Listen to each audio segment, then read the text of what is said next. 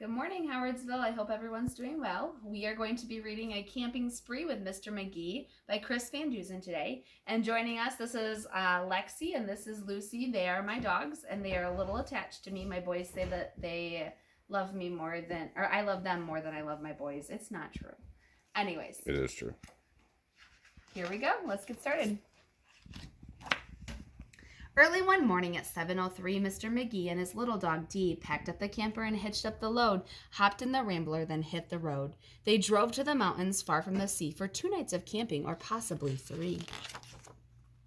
"There's nothing like camping," said Mr. McGee. "I know you will love it. Just you wait and see. The views are fantastic. There's hardly a sound. Aside from the wildlife, there's no one around.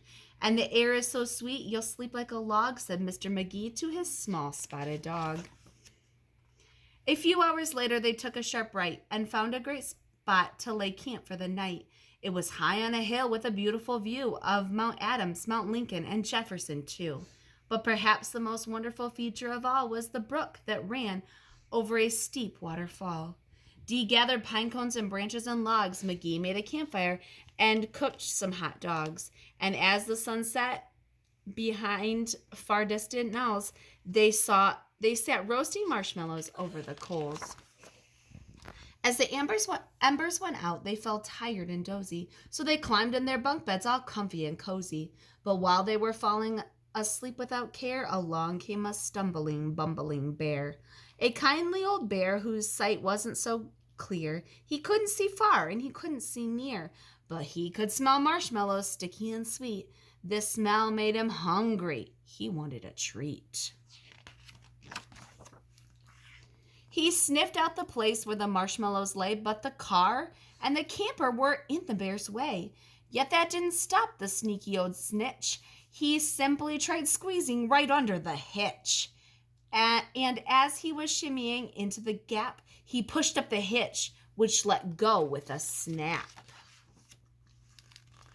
Now that the camper and the car were untied, they started to roll down the rocky hillside. The car bounced away on the old loggy road, while the camper was headed to where the stream flowed. It flew down the hill in a wild, bumpy ride with Dee and McGee sleeping soundly inside. They were snoring and snoozing, enjoying a dream, when splash went the camper right into the stream. The splash shook the camper. They bumped out of bed. "Now what in the world was that?" McGee said. And when he looked out and saw where they were, his hair stood on end, and so did Dee's fur. They were caught in the rapids, but that wasn't all. They were headed smack dab for the waterfall.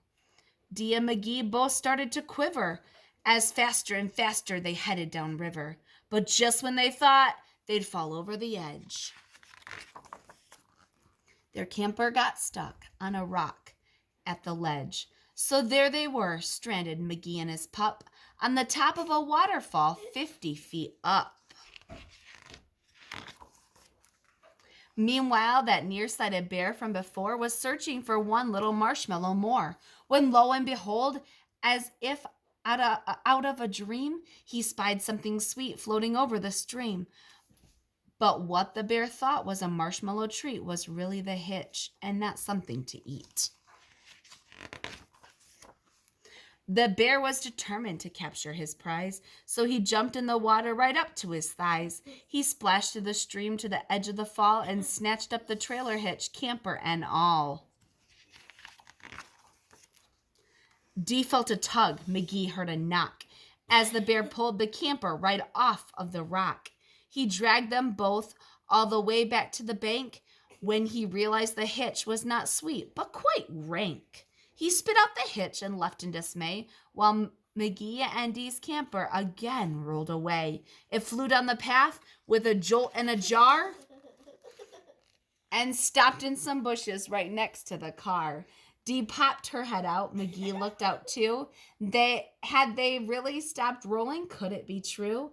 At last things were quiet and peaceful and still. They hooked up the hitch and drove off down the hill. And on the way home, McGee said to Dee, "That trip wasn't quite like I thought it would be." So when they got home, With the sky turning red, they decided to camp in the backyard instead.